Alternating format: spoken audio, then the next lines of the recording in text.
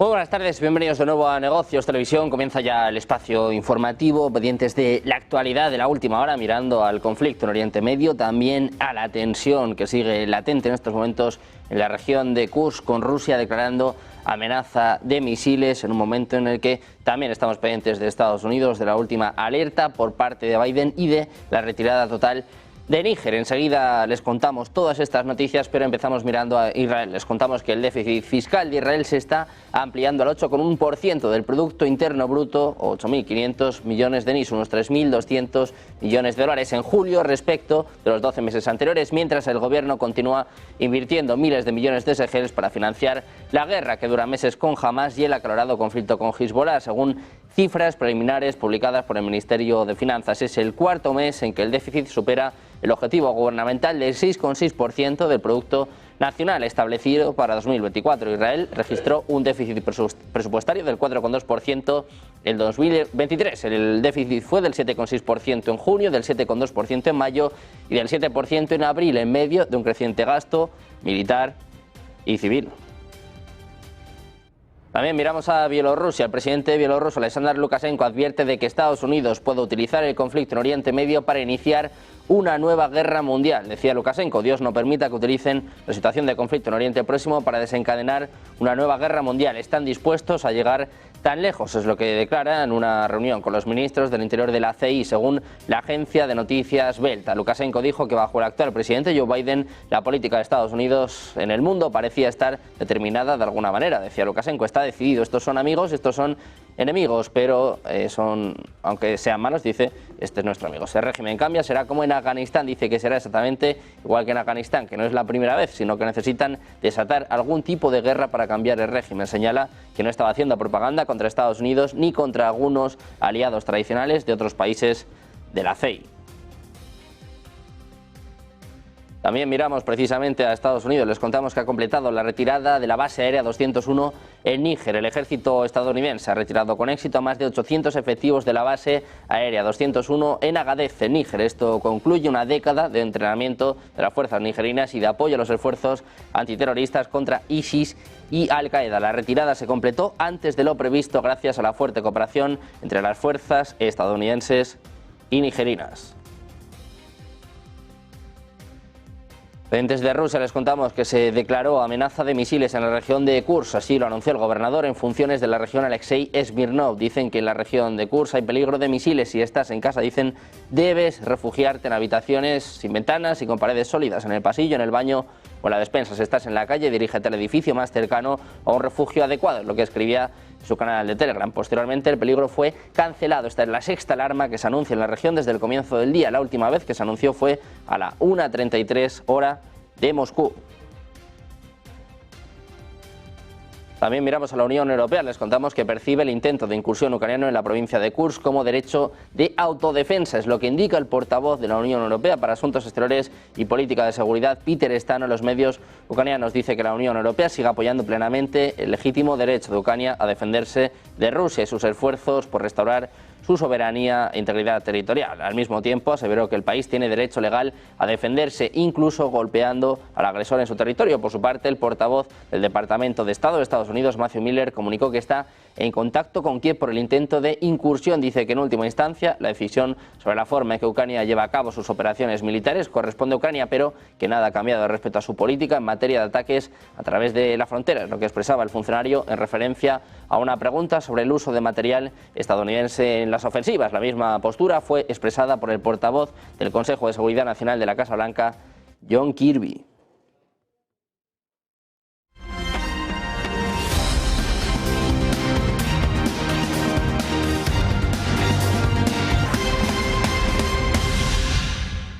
Bienvenidos de nuevo a Negocios Televisión. Comienza ya el espacio informativo. Pendientes de la última hora, ponemos el foco en Japón. Les contamos que un terremoto de magnitud 7,1 en la escala de Richter se produjo en el mar Hyuganada, frente a la costa oriental de la principal isla meridional de Japón, Kyushu, a una profundidad de 30 kilómetros, según informaba este jueves la Agencia Meteorológica de Japón. Inicialmente se estimó que el seísmo tuvo una magnitud de 6,9 puntos en este sentido. El epicentro del seísmo se registró a 103 kilómetros al este de la ciudad de Kagoshima, con una población de 555.000 habitantes, y a 26 kilómetros de Miyazaki, donde viven 311.000 habitantes. Tras el temblor, la agencia emitió una alerta de tsunami para las prefecturas de Miyazaki y Kochi. No ha habido inmediatos informes de posibles daños o víctimas.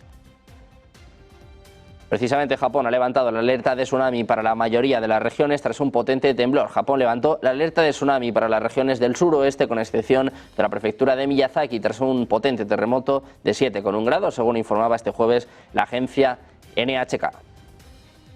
Pendientes de Irán, el Ministerio de Aviación Civil de Egipto ha dicho este miércoles que ordenó a las aerolíneas egipcias evitar el espacio aéreo iraní durante 3 horas al día siguiente, después de recibir el aviso de Teherán debido a ejercicios militares. La advertencia se produce en medio de crecientes tensiones en la región tras el asesinato la semana pasada del líder de Hamas en Teherán. El ministerio egipcio dijo que la advertencia se produjo en un aviso enviado por Irán a todas las aerolíneas comerciales. El ministerio indicó que la prohibición de entrar en el espacio aéreo iraní durará 3 horas, desde las 4:30 hasta las 7:30 de la mañana del jueves. La advertencia de Irán también se extendió 3 horas antes, este miércoles, según añadía el propio ministerio. Irán, que podría reconsiderar el lanzamiento de una posible respuesta militar contra Israel en represalia por el asesinato del líder de Hamas, Ismail Haniyeh, quien fue asesinado la semana pasada en Teherán. Es lo que apuntan varias fuentes a Político este miércoles. Las personas con información privilegiada que hablaron bajo condición de anonimato dijeron que, si bien se espera que Teherán responda al asesinato del líder político de Hamas, Irán parece haber recalibrado su postura, ya que Washington ya no anticipa un ataque inminente de Irán. Según se informa, Estados Unidos ha advertido a Irán que una respuesta masiva solo intensificaría las tensiones en la región y correría el peligro de una confrontación directa entre ambos países. Es decir, personas familiarizadas con el asunto advirtieron que Irán lanzaría un ataque de represalia a principios de esta semana. Sin embargo, ahora no lo tienen tan claro. Washington teme que, como parte de un posible ataque de represalia iraní contra Israel, Teherán recurra a medidas inesperadas y no convencionales en respuesta al asesinato del jefe del Politburó de Hamas, Ismail Haniyeh, lo que reporta el diario USA Today, citando a 2 funcionarios estadounidenses. Irán podría intentar combinar un ataque no convencional, como un asesinato, con un ataque convencional con misiles, según apunta este medio. Esto podría ser una opción viable, ya que la ofensiva, con más de 300 misiles y drones lanzados por Irán contra Israel el pasado mes de abril, fue en gran medida ineficaz. Según las fuentes, los funcionarios estadounidenses ya han detectado indicios de que Irán está preparando un ataque contra Israel, aunque la escala y el calendario siguen sin estar claros. También preocupa en Washington la opción de que combatientes de Hezbollah se unan a la ofensiva, ya que el grupo dispone de un arsenal de cohetes y misiles capaces de infligir importantes daños en el país hebreo. Cada vez parece más probable que Hezbollah ataque a Israel independientemente de lo que Irán pueda intentar hacer. Es lo que apuntan a CNN 2 fuentes familiarizadas con la inteligencia. El grupo militante, con base en el Líbano, está avanzando más rápido que Irán en su planificación y está buscando atacar a Israel en los próximos días. Irán, mientras tanto, parece estar aún trabajando en cómo planea responder, según apuntan varios funcionarios a la CNN. Piensan que Irán había hecho algunos, pero no todos los preparativos que Estados Unidos esperaría ver antes de un gran ataque contra Israel, pero, dada la proximidad del Líbano a Israel como su vecino directo al norte, Hezbollah podría actuar con poco o ningún aviso, es lo que apuntaban fuentes familiarizadas con la inteligencia, lo que no es cierto en el caso de Irán. No está claro cómo o si Irán y Hezbollah, el representante más poderoso del país, están coordinando un posible ataque en este momento. Hay una sensación entre algunos funcionarios de que los dos pueden no estar completamente alineados sobre cómo avanzar. Precisamente Israel le dijo a Estados Unidos que si Hezbollah daña a civiles israelíes como parte de su represalia por el asesinato de su principal comandante militar, la respuesta de las fuerzas de defensa de Israel sería desproporcionada. Es lo que apuntan 2 funcionarios israelíes. Dicen que no quieren una guerra total con Hezbollah en el Líbano y ahora están intentando trazar una línea clara para definir qué obligaría a Israel a intensificar el conflicto y arriesgarse a una guerra. 2 funcionarios israelíes dijeron que en los últimos días Israel le dijo a Estados Unidos a través de varios canales militares que le preocupa que Hezbollah pueda atacar centros de población civil si intenta atacar bases militares en el centro de Israel. También miramos a Canadá. El gobierno canadiense ha decidido retirar de Israel a los hijos y tutores de sus diplomáticos en medio de temores de un aumento del conflicto en Oriente Medio, es lo que informa Canadian Press. El Ministerio de Asuntos Exteriores de Canadá ha aprobado la reubicación temporal de los hijos de los diplomáticos y de sus tutores en un tercer país seguro, según un comunicado citado por la Canadian Press. Los diplomáticos destinados en Ramallah, Cisjordania y en Beirut no tienen personas a su cargo viviendo con ellos. Según el comunicado del anuncio, se produjo apenas unos días después de que Canadá advirtiera a sus ciudadanos que evitaran viajar a Israel, citando el conflicto regional en curso y la situación de seguridad impredecible. También insta a sus ciudadanos a no viajar a Gaza y a Cisjordania. Las embajadas en Tel Aviv y Beirut y la oficina de representación de la Autoridad Palestina en Cisjordania siguen plenamente operativas y continúan prestando servicios esenciales a los canadienses, según afirmaba su propio gobierno.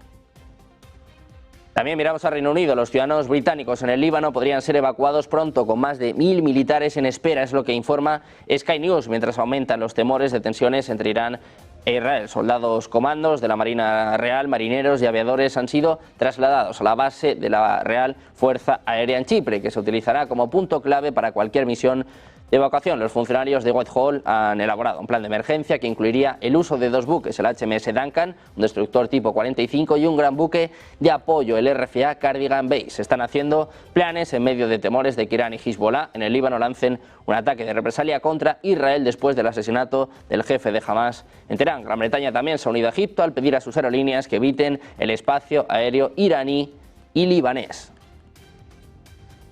Como parte de la ofensiva diplomática de Israel contra Noruega, tras su reconocimiento unilateral de un Estado palestino, el ministro de Asuntos Exteriores, Israel Katz, ha anunciado este jueves que Israel revoca el estatus que permite al equipo diplomático noruego operar en la autoridad palestina, deteniendo de hecho toda representación de la embajada noruega en Israel en relación con el órgano de gobierno palestino. El miércoles, Ynet informó que Israel decidió cancelar el acuerdo de depósito con Noruega en relación con la custodia de los fondos de liquidación designados para la autoridad palestina. Hay reacción precisamente por parte de Noruega. El ministro de Asuntos Exteriores ha afirmado que la decisión de Israel de revocar el estatus diplomático de los enviados de Oslo ante la autoridad palestina fue una acción extrema que tendría consecuencias. Dice que la decisión de hoy tendrá consecuencias para su relación con el gobierno de Netanyahu. Añade que están estudiando qué medidas tomará Noruega para responder a la situación que ha creado el gobierno de Netanyahu. Es lo que afirma en un comunicado el ministro de Asuntos Exteriores Espen Barth Eide en referencia al primer ministro Benjamin Netanyahu. El déficit fiscal de Israel se amplía al 8,1% del Producto Interno Bruto, lo que viene a ser unos 2.200 millones de dólares en julio respecto de los 12 meses anteriores, mientras el gobierno continúa invirtiendo miles de millones de shekels para financiar la guerra que dura meses con Hamas y el acalorado conflicto con Hezbollah, según cifras preliminares publicadas por el Ministerio de Finanzas. Es el cuarto mes en que el déficit supera el objetivo gubernamental del 6,6% del Producto Nacional establecido para 2024. Israel registró un déficit presupuestario del 4,2%. En 2023 el déficit fue del 7,6% en junio, del 7,2% en mayo y del 7% en abril, en medio de un creciente gasto militar y civil. También miramos a las aerolíneas. Air France ha extendido la suspensión de sus vuelos entre París y Beirut hasta el 11 de agosto, según informaba este jueves. La aerolínea francesa ha cancelado todos sus vuelos al Líbano desde el 29 de julio y a principios de esta semana extendió esa decisión hasta el 8 de agosto. La ONG World Central Kitchen del chef José Andrés ha denunciado el fallecimiento de un compañero este miércoles por la noche, un trabajador palestino, en un bombardeo del ejército de Israel cerca de la ciudad palestina de Deir al-Balá, en el centro de la Franja de Gaza, en el marco de la ofensiva israelí contra el movimiento de resistencia islámica de Hamas. Entre los fallecidos había un ciudadano británico, uno polaco, un australiano, 2 con la doble nacionalidad estadounidense y canadiense, además del conductor palestino. También miramos a Bielorrusia. El presidente de Bielorrusia, Alexander Lukashenko, advierte de que Estados Unidos puede utilizar el conflicto en Oriente Medio para iniciar una nueva guerra mundial. Decía Lukashenko: Dios no permita que utilicen la situación de conflicto en Oriente Próximo para desencadenar una nueva guerra mundial. Están dispuestos a llegar así de lejos, es lo que declaraba en una reunión con los ministros del Interior de la CEI. Según la agencia de noticias Belta, Lukashenko dijo que bajo el actual presidente Joe Biden la política de Estados Unidos en el mundo parecía estar determinada de alguna manera. Decía que está decidido a elegir entre quiénes son sus amigos y sus enemigos y que si el régimen cambia será como en Afganistán. Dice que no es la primera vez que Estados Unidos hace algo de este tipo, que necesitan desatar algún tipo de guerra para cambiar el régimen. Señaló que no estaba haciendo propaganda contra Estados Unidos ni contra algunos aliados tradicionales de otros países de la CEI. Precisamente mirando a Estados Unidos, ponemos el foco en Kamala Harris, la nueva alerta de Joe Biden sobre Donald Trump. Hacemos una pausa, 2 minutos, y enseguida se lo contamos en Negocios Televisión.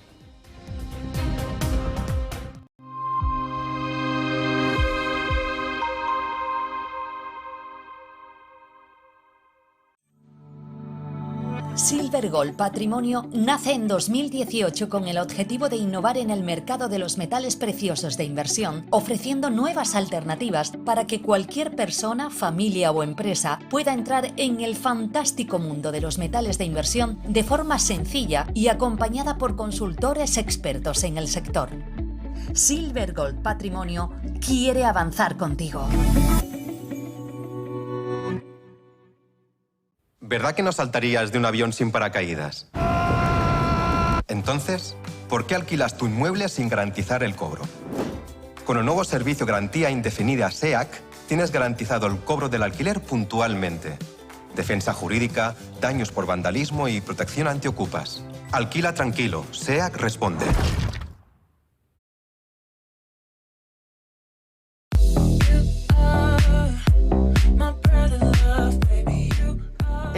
ETF. Seguro que habéis escuchado estas 3 letras juntas y es que es el acrónimo en inglés de Exchange Traded Fund.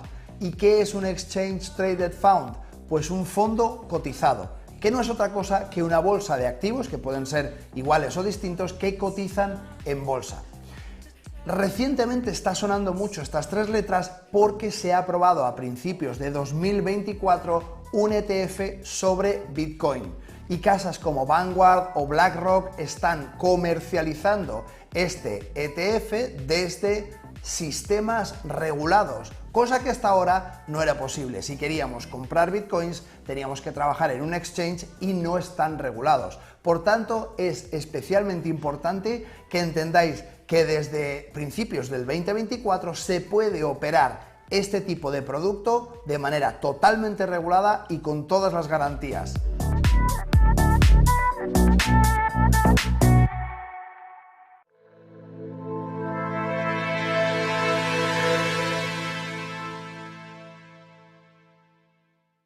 Ya estamos de vuelta en Negocios Televisión, seguimos pendientes de las últimas horas, pendientes del conflicto, de la tensión en Oriente Medio. Tenemos nuevas palabras por parte del ministro de Asuntos Exteriores iraní en funciones. Ojo, porque desafía a Israel, dice que no está en condiciones de librar una guerra con ellos. En declaraciones que ha realizado hace escasos minutos a la agencia AFP, el ministro de Asuntos Exteriores iraní, Ali Bagheri Kani, ha declarado que Israel está intentando ampliar su guerra con Hamas a toda la región. Sin embargo, ha declarado que Israel no está en condiciones de librar una guerra contra Irán. Bagheri ha añadido que el asesinato del líder de Hamas, Ismail Haniyeh, fue un costoso error estratégico. Irán sostiene que Israel está detrás del ataque que mató a Haniyeh a principios de este mes en la capital iraní y sigue amenazando con una respuesta.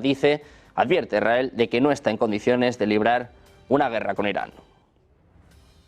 También miramos a Estados Unidos después de que un par de activistas hablaran precisamente a la candidata Kamala Harris y declararan que había mostrado apertura a reunirse con ellos para discutir un embargo de armas a Israel. La campaña de Harris ha emitido una declaración indicando que no tiene intención de hacerlo. Dice que desde el 7 de octubre la vicepresidenta ha priorizado el compromiso con los miembros de la comunidad árabe, musulmana y palestina y otros con respecto a la guerra en Gaza. Es lo que apunta a un comunicado de la campaña de Kamala. Dice que en este breve compromiso reafirmó que su campaña seguirá interactuando con esas comunidades. La vicepresidenta ha sido clara, siempre, dice, trabajará para garantizar que Israel pueda defenderse de Irán y de los grupos terroristas. Añade que la vicepresidenta está centrada en asegurar el alto el fuego y el acuerdo sobre los rehenes que están actualmente sobre la mesa. También miramos al presidente Joe Biden. Ha dicho este miércoles que no confía en que haya una transición pacífica del poder si el expresidente Donald Trump pierde en noviembre, señalando los comentarios del candidato republicano que sugieren que la única forma de que pierda es que le roben las elecciones. Decía Biden, si Trump gana, no estoy nada confiado. Es lo que apuntaba en una entrevista con CBS News antes de corregirse. Luego decía, quiero decir, si Trump pierde, no estoy nada confiado. Va en serio lo que dice, no le tomamos en serio, pero va en serio todo eso de que si pierden habrá un baño de sangre. Dice que tendrían que ser unas elecciones robadas, es lo que añadía en su primera entrevista desde que puso fin a su campaña, que se espera que se emita íntegra el domingo por la mañana. Trump advirtió en marzo de que si perdía las elecciones de 2024 sería un baño de sangre, pero para la industria automovilística estadounidense y para el país. Unos comentarios que Biden y su campaña no tardaron en utilizar, afirmando que el expresidente estaba incitando a la violencia política. Precisamente Estados Unidos ha completado la retirada de la base aérea 201 en Níger. El ejército estadounidense ha retirado con éxito a más de 800 efectivos de la base aérea 201 en Agadez, en Níger. Esto concluye una década de entrenamiento de las fuerzas nigerinas y de apoyo a los esfuerzos antiterroristas contra ISIS y Al-Qaeda. La retirada se completó antes de lo previsto gracias a la fuerte cooperación entre las fuerzas estadounidenses y nigerinas.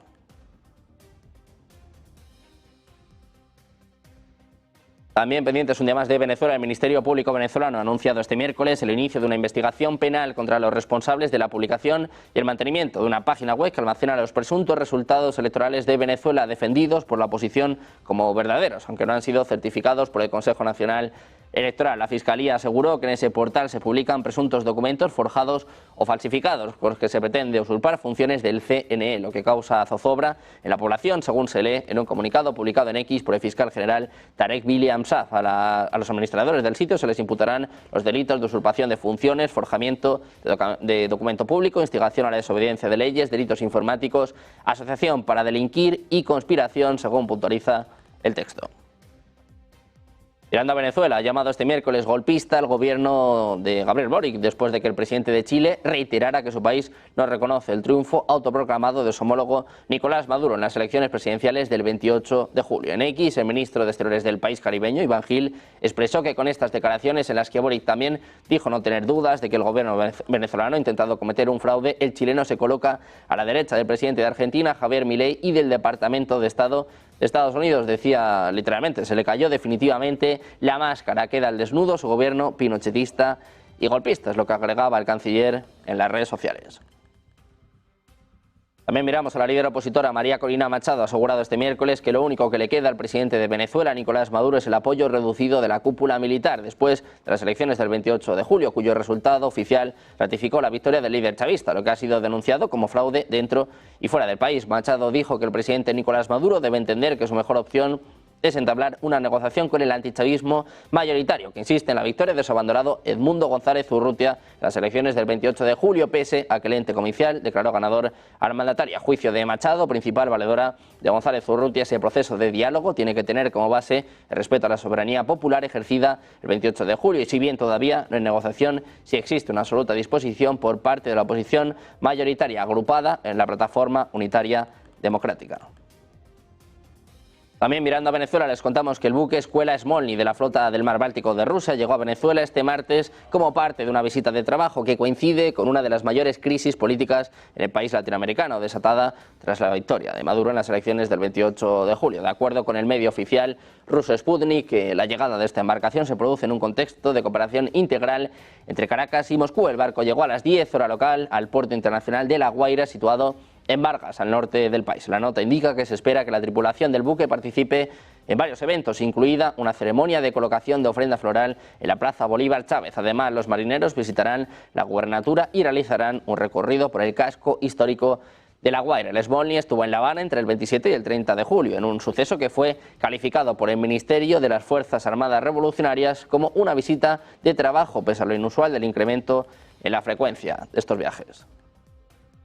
La Unión Europea percibe el intento de incursión ucraniano en la provincia de Kursk como derecho de autodefensa, es lo que indicaba el portavoz de la Unión Europea para Asuntos Exteriores y Política de Seguridad, Peter Stan, a los medios ucranianos. Decía que la Unión Europea sigue apoyando plenamente el legítimo derecho de Ucrania a defenderse de la agresión rusa y sus esfuerzos por restaurar su soberanía e integridad territorial. Al mismo tiempo aseveró que el país tiene derecho legal a defenderse, incluso golpeando al agresor en su territorio. Por su parte, el portavoz del Departamento de Estado de Estados Unidos, Matthew Miller, comunicó que está en contacto con Kiev por el intento de incursión. Decía que en última instancia la decisión sobre la forma en que Ucrania lleva a cabo sus operaciones militares corresponde a Ucrania, pero nada ha cambiado respecto a su política en materia de ataques a través de la frontera. Lo que expresaba el funcionario en referencia a una pregunta sobre el uso de material estadounidense en las ofensivas. La misma postura fue expresada por el portavoz del Consejo de Seguridad Nacional de la Casa Blanca, John Kirby. Miramos también a Taiwán. El Ministerio de Defensa ha alertado en su cuenta de X de que había detectado 27 aviones y 8 barcos del Ejército Popular de Liberación de China que habrían estado acercándose a la isla durante la noche. El organismo informa que 17 de los aviones cruzaron la línea mediana y entraron en la zona de defensa antiaérea del sureste de Taiwán. El ejército taiwanés respondió desplegando aviones, barcos y sistemas terrestres de misiles tierra-aire para hacer un seguimiento. Dice que están supervisando la situación y que ha respondido en consecuencia, es lo que afirman desde el Ministerio. La semana pasada, el mando regional de Dongjing de las tropas taiwanesas llevó a cabo el ejercicio de lealtad en el que se efectuaron disparos nocturnos con fuego real de artillería. Miramos a Rusia, les contamos que se ha declarado amenaza de misiles en la región de Kursk, así lo anunciaba el gobernador en funciones de la región, Alexei Smirnov. Dice literalmente, región de Kursk, peligro de misiles, si estás en casa debes refugiarte en habitaciones sin ventanas y con paredes sólidas en el pasillo, en el baño o en la despensa. Si estás en la calle, dirígete al edificio más cercano o a un refugio adecuado, lo que escribía en el canal de Telegram. Posteriormente el peligro fue cancelado. Esta es la sexta alarma que se anuncia en la región desde el comienzo del día. La última vez que se anunció fue a las 1:33, 13:33, hora de Moscú. El ejército ruso ha recurrido hoy a los cazabombarderos Su-34 para golpear las posiciones de las unidades ucranianas que cruzaron la frontera y se adentraron en la región de Kursk. Los Su-34 emplearon bombas aéreas FAB-500, lo que habitualmente utiliza Moscú para destruir territorio ucraniano, para lanzar ataques precisos desde una distancia segura de la zona de combates. Por su parte, la agrupación Sever Norte atacó las posiciones de 6 brigadas mecanizadas enemigas en Kursk, pero también en las vecinas regiones de Kharkov y Sumy. En dichos ataques contra las posiciones ucranianas, Kiev habría sufrido 415 bajas, 4 tanques, una treintena de blindados y vehículos militares y 2 estaciones de lucha radioelectrónica. Miramos también a los sistemas de defensa antiaérea. Han derribado en las últimas horas 6 drones y 12 cohetes sobre la región rusa de Kursk, escenario desde el pasado martes de una incursión terrestre ucraniana. Es lo que informaba hoy el gobernador en funciones de esa entidad fronteriza con Ucrania, Alexei Smirnov. Decía que anoche y durante la mañana las fuerzas de defensa antiaérea se abatieron sobre la región de Kursk 6 drones ucranianos de ala fija y otros 5 cohetes, es lo que escribía el gobernador en Telegram, que anteriormente había informado del derribo de 7 cohetes. En la víspera, Smirnov detectó el estado de emergencia en la región para paliar las consecuencias de la incursión de las fuerzas enemigas. Las autoridades locales informaron que desde el comienzo de la incursión varios miles de personas han abandonado la región y más de 600 fueron acogidas en albergues. A consecuencia de los ataques han muerto 5 civiles y otros 31 resultaron heridos, según los últimos datos del Ministerio de Sanidad de Rusia. Las fuerzas rusas deben avanzar hacia Odessa, Kharkov, Dnipro, Mykolaiv, Kiev y más allá. Esto es lo que apuntaba este jueves el vicejefe del Consejo de Seguridad de Rusia y expresidente Dmitry Medvedev al comentar sobre la incursión ucraniana en la región de Kursk. Medvedev dijo que la operación de Moscú ya no debe apuntar solo a asegurar los territorios que Moscú considera suyos y que Rusia detendrá su avance solo cuando considere que es beneficioso hacerlo. Pendientes también de la reacción por parte de Ucrania, llamamientos a México para que detenga a Vladimir Putin. Hacemos una pausa, un par de minutos y enseguida se lo contamos en Negocios Televisión.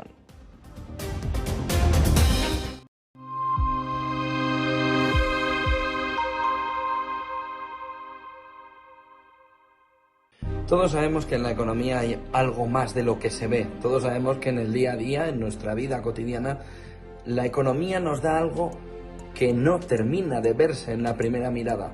De ahí surge lo que la economía esconde, un intento de ayudarte a descifrar qué hay detrás de todo lo que nos dicen, de todo lo que se ve en la fotografía principal, pero que está escondido en la parte de atrás. Lo que la economía esconde busca darte todas las claves para entender el mundo que nos rodea y para no quedarte simplemente en esa fotografía inicial, sino hacer zoom y ver qué es lo que de verdad está detrás escondido. Lo que la economía esconde busca sobre todo darte herramientas en un mundo complejo, herramientas en un mundo en el que a veces lo escondido es más importante que lo que nos están enseñando. Y eso es lo que intento descifrarte en lo que la economía esconde.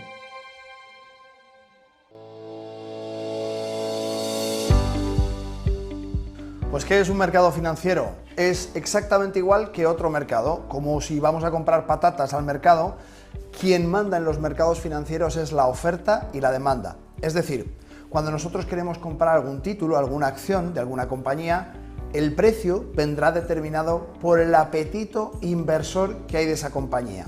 Haciéndolo muy fácil, si somos 10 los que queremos comprar 5 kilos de patatas, el precio subirá mucho.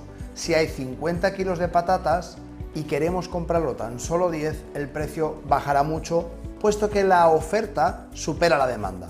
En los mercados financieros sucede exactamente igual, lo que pasa es que son mercados profesionales, donde no se puede ir a la bolsa de Madrid, de Nueva York o de Londres, como estamos ahora en las oficinas de Londres, a pedir, deme usted 5 acciones de esta compañía. Es un mercado profesional y necesitamos acceder a través de un intermediario. Por eso los brokers, que es exactamente lo que significa esa palabra en inglés, intermediario, permitimos el acceso de clientes, ya sean retail, corporativos, institucionales, a los mercados financieros.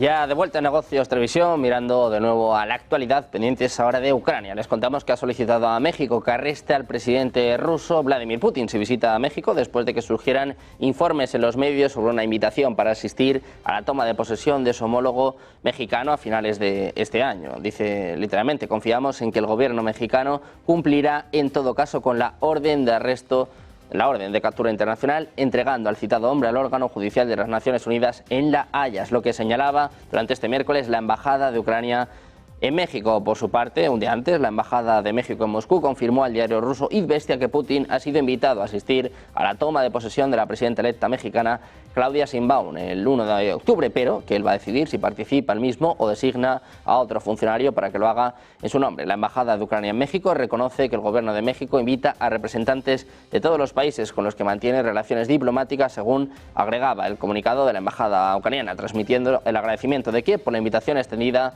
al presidente Volodymyr Zelensky. El comunicado también recordó que la Corte Penal Internacional emitió el año pasado una orden de arresto contra Putin. Las tropas ucranianas han avanzado hasta 10 kilómetros dentro de Rusia, en lo que posiblemente sería la incursión fronteriza más grave del conflicto. Es lo que afirma el Instituto para el Estudio de la Guerra. Las fuerzas ucranianas irrumpieron en la región de Kursk, en el suroeste de Rusia, el martes por la mañana, desplegando cerca de 1000 soldados y más de 2 docenas de vehículos blindados y tanques. Según el ejército ruso, Kiev no ha comentado oficialmente la operación. El general ruso de mayor rango prometió ayer aplastar la incursión y hacer retroceder a los combatientes ucranianos hacia la frontera. Dicen que las fuerzas ucranianas han logrado avances confirmados de hasta 10 kilómetros en las oblast de Kursk de Rusia en medio de continuas operaciones ofensivas mecanizadas en territorio ruso, es lo que afirmaba el Instituto para el Estudio de la Guerra con sede en Estados Unidos en su última actualización. Mirando a Ucrania, el Ministerio de Relaciones Exteriores ha dicho este jueves que la decisión de Níger de cortar las relaciones diplomáticas con Kiev era lamentable y que Kiev consideraba que la medida se basaba en acusaciones infundadas y falsas. La Junta Militar de Níger dijo el martes que estaba actuando en solidaridad con Mali, que anteriormente rompió relaciones con Kiev debido a las declaraciones de un funcionario de inteligencia militar ucraniano que, según dijo, mostraban el apoyo de Kiev a los rebeldes que luchan en el norte de Mali.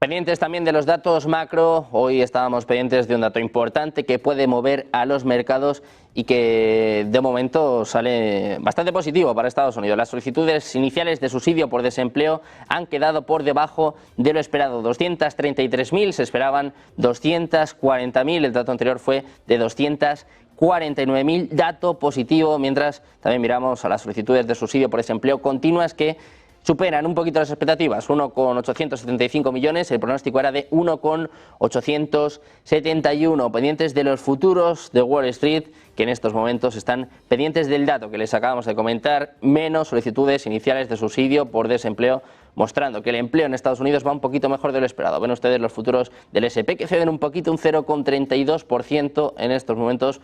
Nada, en menos de una hora salimos de dudas en esta penúltima sesión de la semana, como decimos, marcado por este dato de empleo de Estados Unidos, uno de los sectores sin duda los que tiene el foco la Reserva Federal y que puede dar un poquito de alivio a los mercados en el día de hoy, sobre todo teniendo en cuenta las caídas que veíamos en los principales mercados europeos.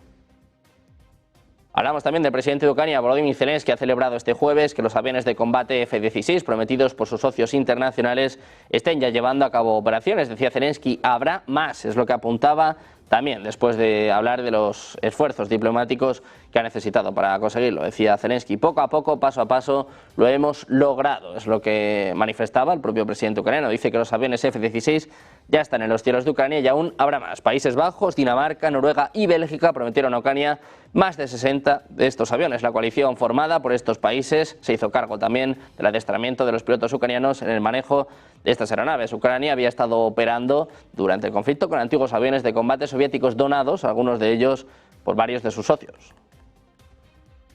Precisamente el presidente ucraniano ha dicho este jueves en una publicación de Telegram que mantuvo una reunión con una delegación bipartidista de Estados Unidos. Zelensky detalló que discutió con representantes del Congreso de Estados Unidos medidas adicionales para proteger a Ucrania de los continuos ataques de Rusia, centrándose principalmente en la defensa aérea. Dice Zelensky que están haciendo todo lo posible para lograr una paz justa lo antes posible. Agradecía a Washington por su duradero apoyo.